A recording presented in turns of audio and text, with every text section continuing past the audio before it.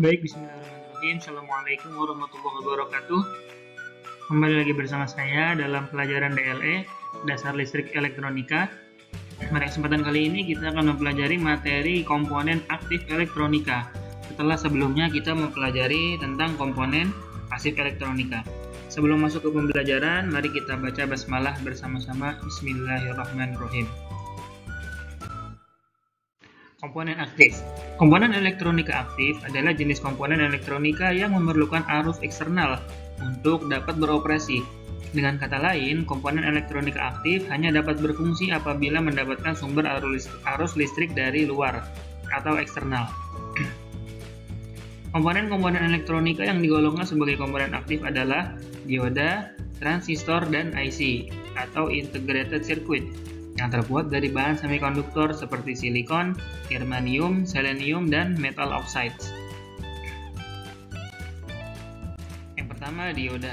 Dioda adalah komponen elektronika aktif yang berfungsi untuk menghantarkan arus listrik ke satu arah dan menghambat arus listrik dari arah sebaliknya. Dioda terdiri dari dua elektroda, yaitu anoda dan katoda, yang termasuk dalam keluarga dioda diantaranya seperti LED, light emitting dioda, diode, dioda Zener, dioda penyearah, dioda foto, dioda Schottky, dioda tunnel, dan dioda laser.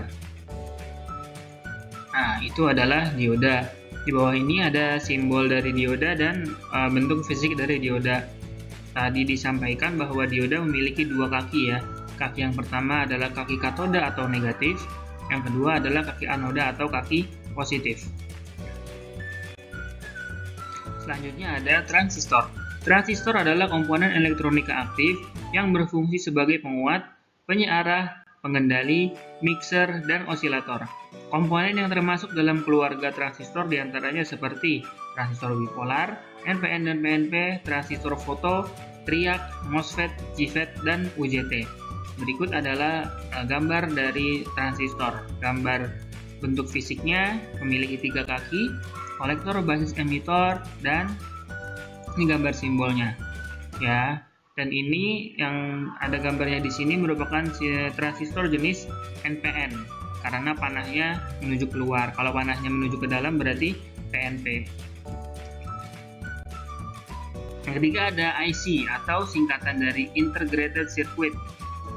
IC adalah komponen elektronika aktif yang terdiri dari gabungan ratusan bahkan jutaan transistor dan komponen lainnya yang diintegrasi menjadi sebuah rangkaian elektronika dalam sebuah kemasan kecil.